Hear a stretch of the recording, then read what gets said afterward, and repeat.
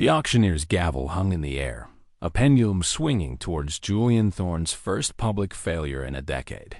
From the back of the opulent room, caterwaiter Clara Dubois, invisible to the titans of industry, saw what the master of the universe had missed: the subtle twitch in his rival's eye, the tremor of a bluff. She had nothing to lose but a job she despised. With a calculated shift of her weight, a tray of crystal flutes met the marble floor in a symphony of shattering glass. The room gasped. The rival flinched, and Julian Thorne's gaze cut through the chaos, walking onto hers. In that instant, he didn't see an accident. He saw a message, and he raised his paddle. They say if you listen closely enough at dawn, you can hear the city's heartbeat. It is not a rhythm of life, but of ambition, a symphony of millions of dreams and endless rivalries. And at the center of that symphony, standing tall like a spire of crystal and steel, is the Thorne Corporation Tower. This place is not just a building. It is a kingdom. And at the peak of that kingdom, on the 75th floor, behind a flawless, gleaming ebony door, a king reigned. His name was Julian Thorne. His reputation was a whispered legend in office corners and lavish bars. A business genius with a razor-sharp mind and a heart rumored to be forged from the ice of the harshest winter dot in human resources. Isabelle Dubois stared at the file on her desk. She called it her collection. Inside, arranged neatly in chronological order, were 11 resignation letters from the young, talented women who had once bravely occupied the executive assistant's chair to Julian Thorne. Today, her collection would gain its 12th member. Another one for the list. Isabelle sighed, pushing the letter across the desk to her young assistant, Leo. Leo glanced at the letter with an air of immunity. "What's the record, this?" "Time, madame? 3 weeks and a nervous breakdown?" "Close," Isabelle replied, a weary smile gracing her lips. 2 weeks. Reason for leaving: the work pressure caused profound emotional distress. She translated the euphemism. In her head, the girl had cried in the restroom for 3 straight days. Just then, the internal line on Isabelle's desk rang. The display showed a single name: J. Thorne. Isabelle's spine instinctively straightened. She took a deep breath, a habit ingrained after 5 years, before picking up the receiver. "Isabelle speaking," she said, a voice perfectly professional from the other end. Julian Thorne's voice came through, not loud, but so sharp and cold that Leo, sitting several feet away, shivered.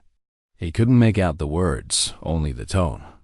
It was the tone of a storm, brewing over a calm sea. "I understand, sir. It will be handled immediately. There will be no mistakes," Isabelle said before hanging up, her hand trembling slightly. She had worked here long enough to know that Julian Thorne never yelled. He didn't need to. His silence was more terrifying than any shout. It tightened the air, draining all confidence and leaving only pure, unadulterated fear. A few miles from that icy kingdom, Clara Dubois sat in a completely different world. A world of warm oak, the scent of roasted coffee, and dreams on the verge of collapse. The cafe, La Revoir, the dreamer, had become her unofficial office, where she faced harsh reality with every email. Her laptop screen displayed the 5th rejection letter of the day with the familiar phrase, "Thank you for your interest, but..." She stared out the window, feeling the weight of her novel's manuscript in her handbag. It felt like a friend she was betraying as she frantically searched for a real job. The pink rent notice her landlord had handed her that morning still haunted her thoughts, a reminder that inspiration couldn't pay the bills. "Chamomile. Tea for my heartbroken with life novelist," her best friend, Amelie, chirped as she placed a hot mug in front of Clara. "Any miracles yet?" Clara stirred her tea lifelessly. "I was just rejected for a part-time dog-walking position." The dog probably requires its walker to have a senior management background. Amelie laughed, then grew serious. Listen, I know you're desperate. So why not take a huge gamble? She turned her phone screen around. On it was a job posting for an executive assistant at the Thorne Corporation. Clara nearly choked. Are you insane? This isn't a gamble. It's a one-way ticket into the lion's den. That's Julian Thorne. He eats people like me for breakfast. But the salary could pay your rent for a year, Amelie shrugged. And who knows, maybe a writer like you, with your insight into people, is exactly what a monster like him needs. Sometimes, the way they handle a beast is to not act like prey. The idea was insane, but it also planted a tiny, stubborn seed in Clara's chaotic mind. That night, Clara couldn't sleep. She looked at the pile of bills, then her unfinished manuscript. She realized she couldn't continue her story if she didn't have a place to live. She opened her laptop. She knew she couldn't compete with the office experience she didn't have. She would compete with insight. She would write a cover letter that only a writer could write. Dear Mr. Thorne, she began. Job postings often seek perfection, but I believe that in an environment that demands excellence, what is needed more is not someone who never makes a mistake, but someone with the ability to turn mistakes into lessons quickly. I cannot promise I will never spill coffee, but I can promise I will be the first to figure out how to clean the stain and ensure it never happens again. She hit send at 2 a.m. It was the most reckless act of her life. An arrow shot into the dark. The call came 2 days later from an unknown number that Clara almost dismissed as spam. Isabelle Dubois's professional voice invited her for an interview. That very afternoon, Clara panicked. She borrowed a suit from Amelie, wore a pair of heels that made her feel like she was walking on stilts, and entered the Thorne Tower like a soldier going into battle.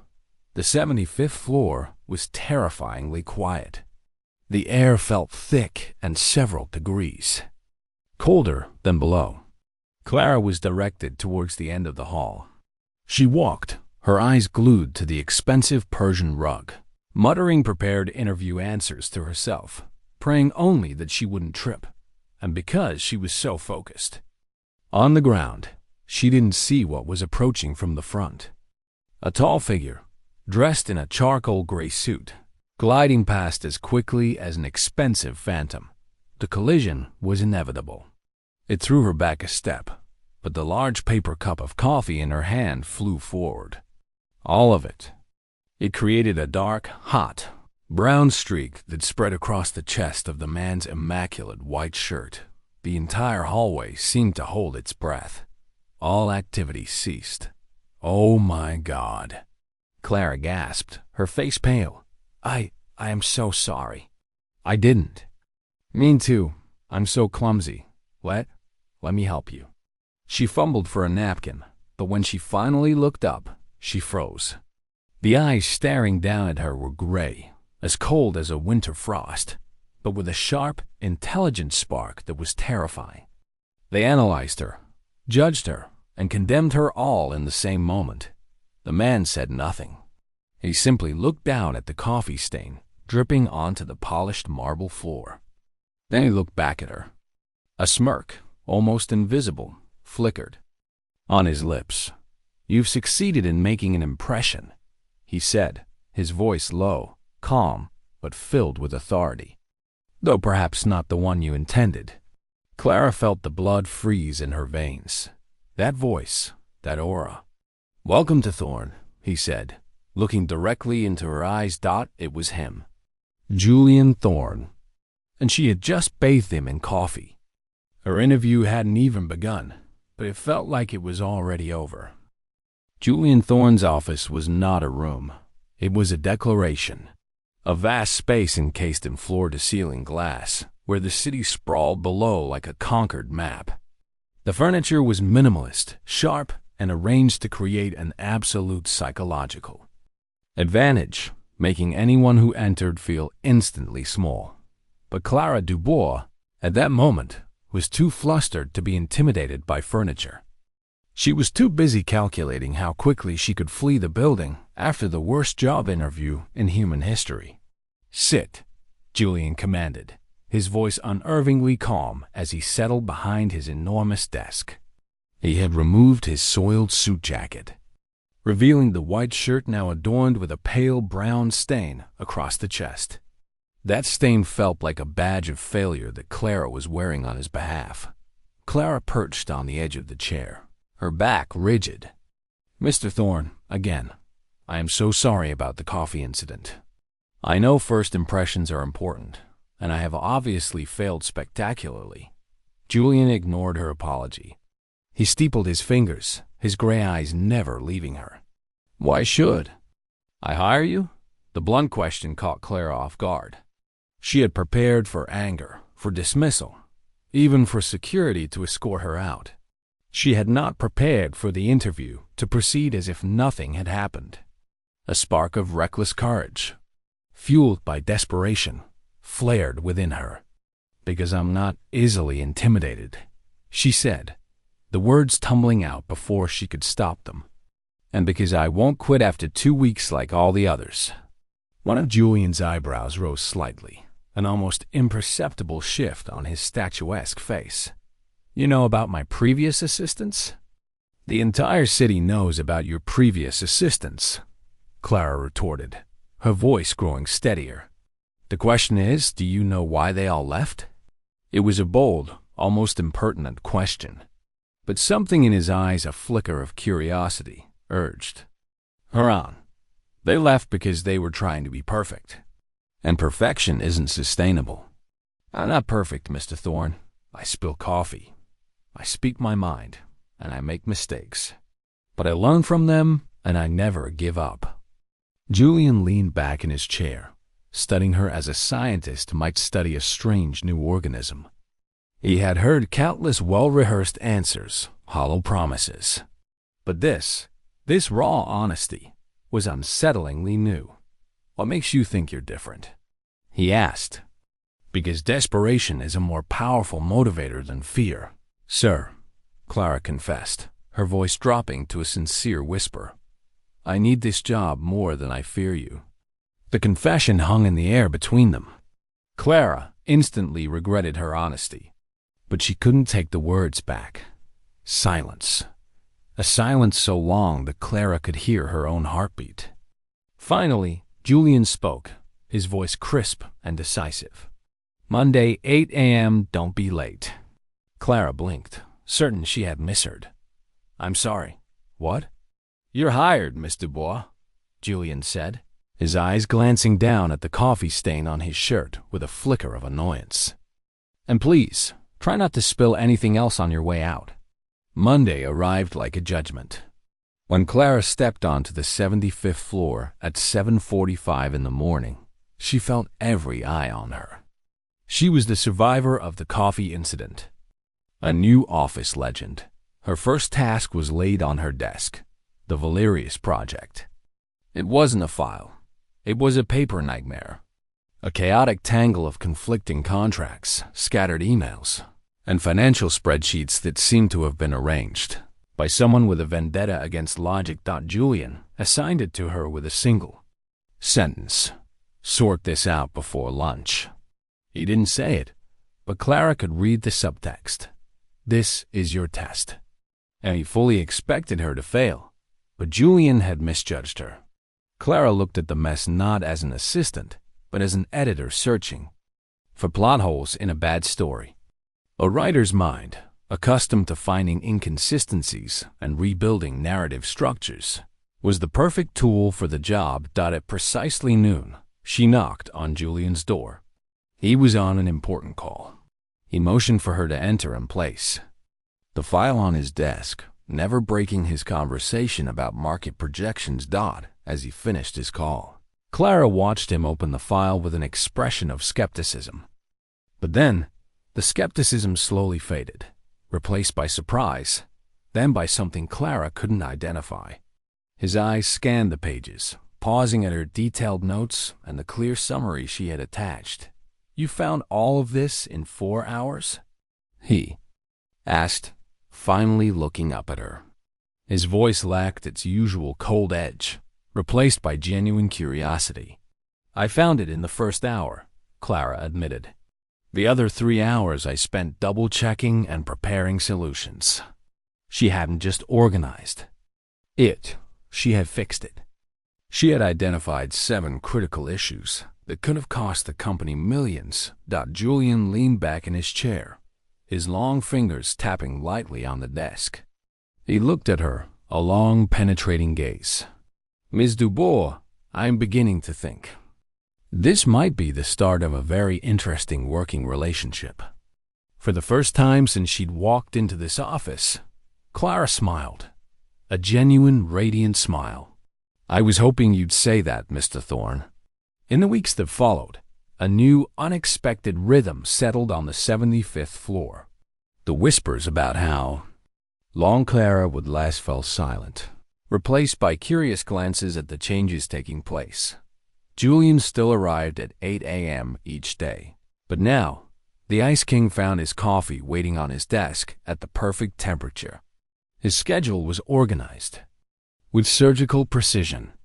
More importantly, he began to find solutions to problems he hadn't even realized he had. Clara had developed an almost supernatural ability to anticipate his needs. But it wasn't just her efficiency that had begun to crack the walls Julian had so carefully constructed. It was the way she treated him like a human being, not a machine. One morning, she placed a stack of contracts on his desk. I took the liberty of rescheduling your 3 o'clock with the Lefevre group. Julian looked up sharply, his eyes narrowed. I made it clear that you were never to reschedule meetings without my approval. You did, Clara agreed calmly, unfazed. But Lefevre's CFO just called to inform us their CEO was hospitalized for appendicitis. I moved it to 10 a.m. on Thursday, which gives you time to review the additional financial reports I requested from their accounting department. Julian stared at her, the prepared lecture dying in his mind. You requested additional reports. Their preliminary numbers seemed overly optimistic. I thought you'd want a closer look before making any commitments. The silence returned. That's not your job, Julian said, but there was no heat in his voice. No, Clara smiled, a smile that could melt glaciers. But preventing you from making a decision based on incomplete information is my job. For the first time in years, Julian Thorne found himself fighting back a smile. The real turning point came on a Thursday evening. It was nearly 10 o'clock, and the light in Julian's office was still on. The entire floor had been empty for hours, leaving them in the profound silence of the after-hours business world. Clara knocked softly on his door. She carried a fresh cup of coffee and a sandwich she'd bought from the deli downstairs. You missed dinner again, she said softly. Julian looked up from the sea of documents on his desk, his always perfect hair slightly disheveled from running his hands through it. I didn't ask for food. No, but you haven't eaten since lunch. And that was 8 hours ago. She placed the sandwich and coffee within his reach. Even machines need fuel, Mr. Thorne. I'm not a machine, he said, the words coming out more defensively than he'd intended. No, you're not, Clara agreed, settling into the chair across from his desk without an invitation. But sometimes you act like you think you should be. Julian studied her in the soft glow of his desk lamp. What makes you an expert on what I should or shouldn't be? I'm not an expert, Clara said honestly, but I'm a good observer. And what I observe is a man who's forgotten that success means nothing if you have no one to share it with. The words hung between them like a challenge. Julian felt something crack inside his chest, a fissure in the armor he had spent years perfecting. You don't know anything about my life, he said quietly. You're right. I don't know about your life outside these walls. But I know that you arrive before everyone else and leave after everyone is gone. I know that in the 3 weeks I've been here, no one has called you just to ask if you are okay. Julian's jaw tightened. "I prefer it that way. Do you?" she asked gently. "Or is it just easier than risking disappointment?" The question hit him like a physical blow. For the first time, he saw himself through her eyes, a man who had built walls so high that even he couldn't see over them anymore. "Why do you care?" he asked, his voice barely a whisper. Clara looked directly into his eyes, her own brown eyes warm and sincere. "Because beneath all that ice," she said, "I see someone worth caring about." Clara's words hung in the quiet office air. "Because beneath all that ice, I see someone worth caring about." It was not a compliment, nor was it pity. It was a simple statement of fact, a truth spoken aloud, and it held the weight of a mountain. Julian Thorne, the man who could move financial markets with a press release, was utterly silent. For the first time in his adult life, he didn't know what to say. The armor he had spent decades forging was suddenly useless against the unwavering sincerity of the woman who had spilled coffee on him. He gave only a stiff nod, a silent acknowledgement, and turned back to his work. But that night, as he sat alone in his empty penthouse overlooking the sleepless city, the taste of the sandwich he didn't even know he needed still lingered. The next morning, a subtle but tangible shift had settled over the 75th floor. The tension between an unpredictable boss and a courageous assistant was gone. In its place was a silent awareness, an undercurrent of understanding. When Clara arrived, she found an old, leather-bound book placed squarely in the center of her desk. It was a first edition of Pride and Prejudice, the novel she had idly mentioned in her cover letter. There was no note. There didn't need to be. It was his answer. A week later, the annual shareholders' meeting descended. The event typically transformed Julian into an even more demanding and tense version of himself. But this year, under Clara's orchestration, everything flowed with unprecedented smoothness. She didn't just manage logistics, she anticipated crises. When a major investor hinted at asking a difficult question about a risky venture, Clara had already prepared a detailed analysis so perfect that it turned a potential threat into an opportunity. For Julian to showcase his strategic vision, as the last shareholder filed out of the conference room, Julian loosened his tie and allowed himself a rare moment of satisfaction. The presentation had been flawless, the questions anticipated and answered, the financial projections met with enthusiasm. "That was a brilliant performance," Clara said, appearing at his elbow with a glass of water and a look of genuine pride. "You commanded that room as if you were born to it." "It was adequate," he replied, but she could see the pleasure in his eyes. "It was more than adequate, and you know it," she said as she began gathering the documents. "You should celebrate." I don't celebrate." "Then, when was the last time you did something just because it made you happy?" The question stopped him cold. Julian tried to remember, searching through years of achievements and acquisitions, board meetings, and business dinners. But every memory was tied to work, to success, to the relentless pursuit of more. He couldn't find a single memory of pure, unadulterated joy. "I don't remember," he admitted, and the sound of the words felt hollow even to himself. "That is the saddest thing I have ever heard," Clara said. There was no pity in her voice, only a gentle sorrow that made his chest tighten. She continued cleaning up around him, her movements efficient, yet somehow comforting. "Clara," he said suddenly, using her first name for the first time since she'd started. She looked up, surprised by the change in his tone. "Would you like to have dinner with me?" he asked. He added quickly, as if afraid she would misunderstand, "Not for work, just dinner." Her smile was like the sunrise after a long winter. "I would like that very much." The restaurant Julian chose was elegant but not ostentatious, a quiet haven where conversations could happen without interruption. He had chosen it carefully.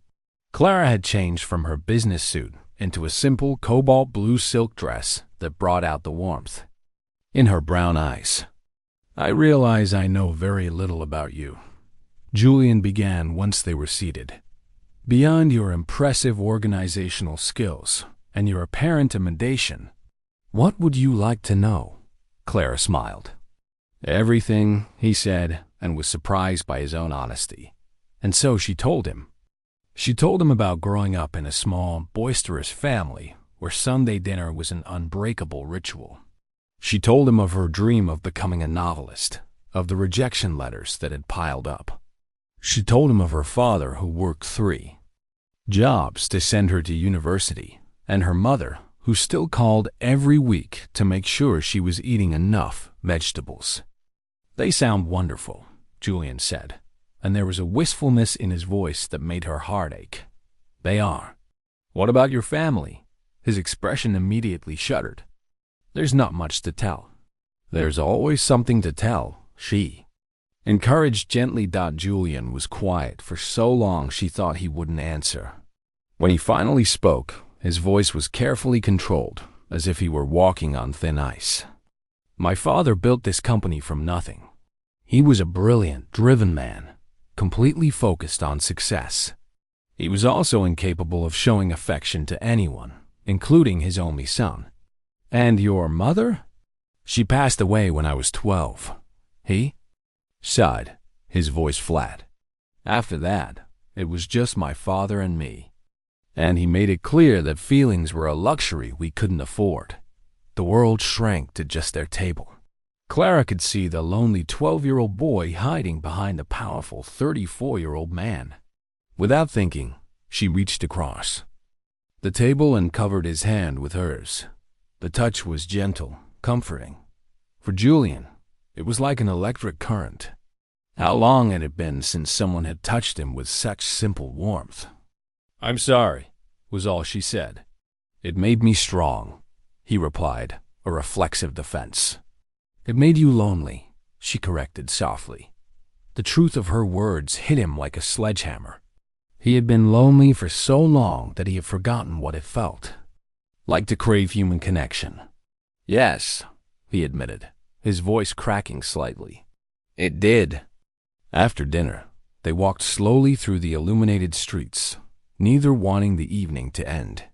The night air was cool, and Julian noticed Clara shiver slightly. Without a second thought, he shrugged off his suit jacket and draped it over her shoulders. "Thank you," she said, pulling the fabric closer.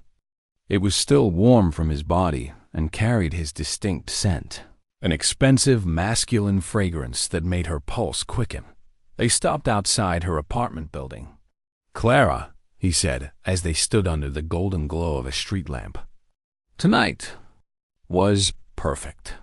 It was just dinner." "No," he said, turning to face her fully.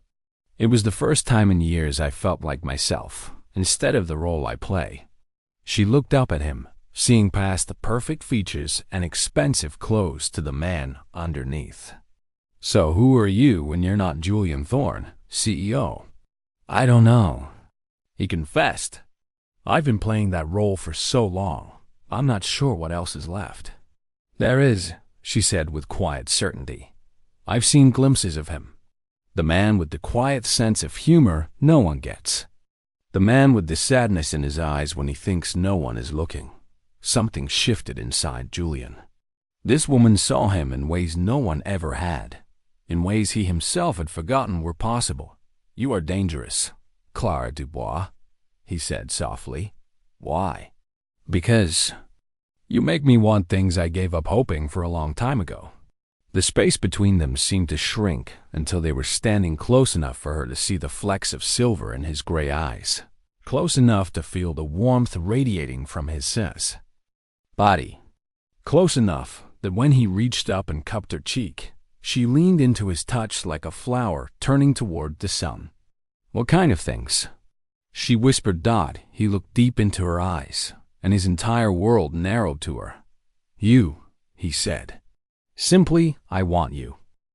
Julian's confession. "I want you," still echoed in the cool night air long after he had turned and disappeared into a taxi. It left Clara feeling both exhilarated and bewildered. He wanted her, but he had also walked away. The next morning, the air on the 75th floor was colder than ice. The warmth, the silent understanding of the previous days had vanished, replaced by a professional, cold, and impenetrable wall. Julian was back to being Mr. Thorne, a distant king in his glass fortress. He spoke to Clara in clipped, brief commands, his eyes looking past her, not at her. He was a man of control, and last night he had lost it. Now, he was overcompensating, rebuilding his walls higher than ever. A pang of disappointment hit Clara. She had seen the man behind the mask, and she couldn't accept him hiding behind it again. At the end of the day, when they were the last two left, she found him standing by the window, looking down at the city. She took a deep breath and approached. "I don't regret last night," she said softly into the quiet space between them. Julian didn't turn, but she saw his shoulders tense. "Regret is not an efficient emotion, Miss Dubois, but I am questioning its wisdom." "Why? Because I work for you? Because you're my boss?" Clara challenged. "Those are rules. What we have. It's a feeling. Feelings in a business environment are a recipe for disaster," he said, his voice flat but laced with a hidden tension. "Or they're a recipe for happiness," she countered. "You can't know unless you try. You've built everything you have by avoiding unnecessary risks." He finally turned to face her, and in his gray eyes she saw a war being waged. "And what if this isn't an unnecessary risk?" she asked, her voice almost a whisper. "What if this is the most necessary risk you've ever had to take?" Her question hung in the air, unanswered. 2 days later, Julian announced they would be flying to Geneva for a crucial negotiation with a Swiss investment bank. The trip was legitimate business, a deal that could reshape the future of the corporation. But Clara couldn't help but wonder if this was his way of running away. He couldn't handle the emotional proximity in the office, so he threw them into a situation of forced physical proximity, perhaps hoping that the pressure of work would reset. Everything. The flight was a form of exquisite torture. They sat next to each other in first class, their arms occasionally brushing as they worked on their laptops. Each accidental touch was like an electric spark across the careful distance they were trying to maintain. Clara could feel his gaze on her from time to time, and she was aware of every breath the man beside her took. At the luxurious hotel on the shore of Lake Geneva, a complication arose. Due to an international summit, the hotel was fully booked. Instead of 2 separate rooms, they had only one option: 2 adjoining suites, connected by a single door. "The door can be locked from both sides, of course," the manager said with an apologetic smile. That door became a third character in their story, a symbol of the fragile barrier and the potential connection between their 2 rooms, their 2 worlds. Neither of them mentioned it, but both were acutely aware of its existence. The dinner with the Swiss partners went perfectly. Julian presented his proposal with his usual authority and persuasion, while Clara provided seamless support, anticipating his needs and handling technical details flawlessly. They worked together like dancers who had performed together for years, each instinctively knowing how to complement the other. As the evening concluded, Mr. Steiner, the elderly senior banker, shook Julian's hand with an appreciative smile. "An impressive team. The way you two communicate, almost without words. That is a partnership built on more than just spreadsheets." Julian only nodded, but his eyes found Clara across the room. "Yes," he said, his voice low. "She is more than that." Back at the hotel, they found themselves alone in the elevator, the silence thick with unspoken tension. Clara's suite was on the 15th floor. Julian's on the 16th. The elevator's chime sounded sharply as it stopped at the 15th floor. The doors slid open. The air in the elevator seemed to stop moving, Clara didn't move. Julian said nothing. He just stood there, his face carved from stone. But Clara could see the torment in his eyes as he waited for her to leave, waited for her to return to her safe world and leave him in his. "Clara," he finally said, his voice hoarse with restraint. "We can't, I know," she said softly. "It's complicated." "No," he interrupted, and the honesty in his voice startled her. "It's not complicated. It's terrifying." The elevator doors began to slowly close. In that moment, Clara saw all the paths laid out before her. The safe path, where she stepped out of the elevator, locked the connecting door, and went back to being an efficient assistant. And another path, an uncertain, risky path, but the only one that led where her heart truly wanted to go. Instead of stepping out, she reached out her hand, but not to hold the doors open. She pressed the button for the 16th floor, the elevator. Doors slid shut, enclosing them in their private space once more. "What are you doing?" Julian asked, his voice barely a whisper. Clara turned to face him fully, for the first time with no barriers between them. "I am doing what I've wanted to do since the moment I spilled coffee on you," she said, her voice steady and clear. "I am choosing you over fear." The walk from the elevator to Julian's suite at the end of the hall seemed to last an eternity. No one spoke. The silence was no longer awkward or tense, but profound and heavy with everything that had been felt but left unsaid. The click of the key card was a sound of finality, and when the heavy door closed behind them, it officially shut them off from the rest of the world. They were in his territory. A space that was luxurious, perfect to the point of being cold. Everything was neat, every surface gleaming, and the city of Geneva glittered outside the enormous windows like a lifeless painting. It was just like him, beautiful, powerful, but also so very lonely. They stood facing each other in the middle of the living room. At last, all barriers, all roles, all fears had been left behind the elevator doors. "Tell me you don't feel this," Julian said, his voice hoarse, broken with emotions he had suppressed for too long. "Tell me that every moment we spend together doesn't make you want more."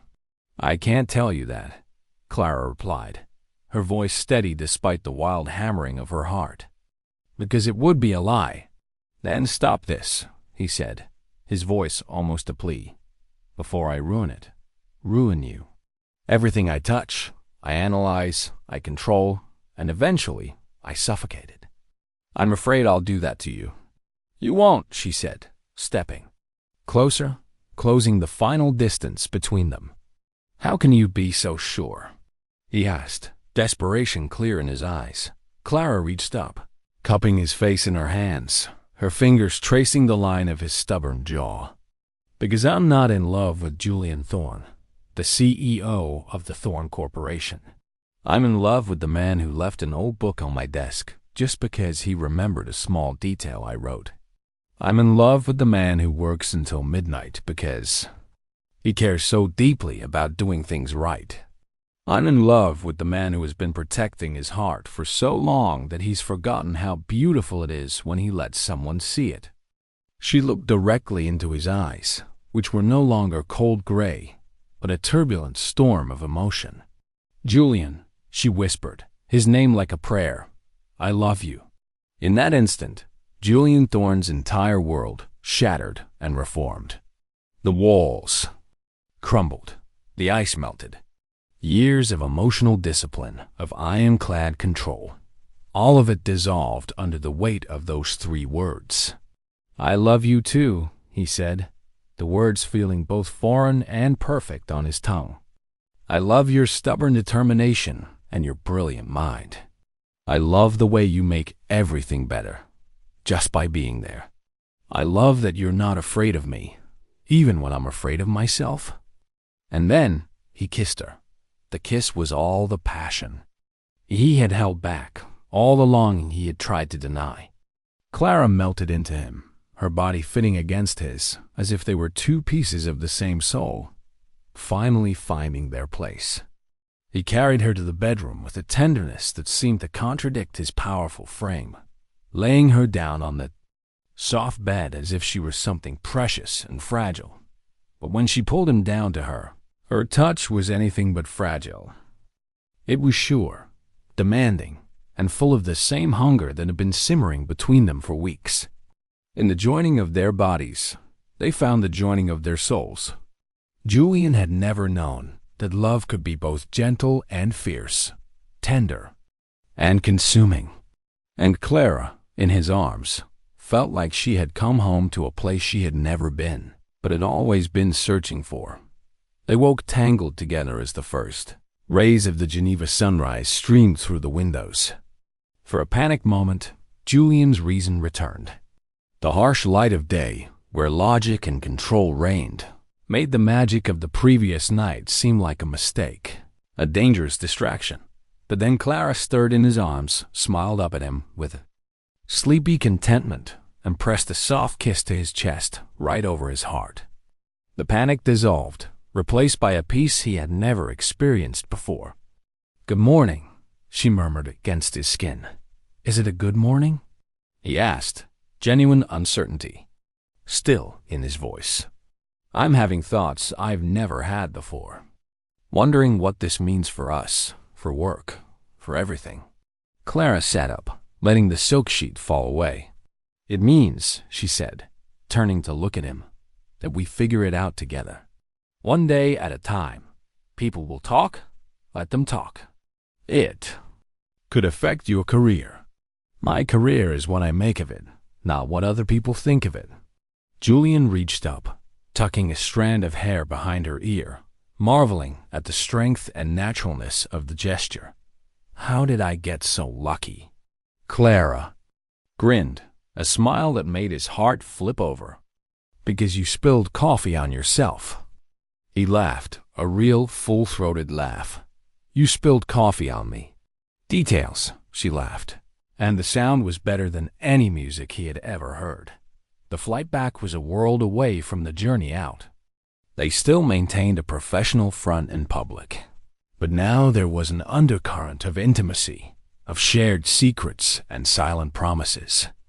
When they returned to the office, their partnership was even more formidable, fortified by a connection that was almost telepathic. Isabelle Dubois noticed it immediately. "There's something different about you two," she observed. "You both seem so happy."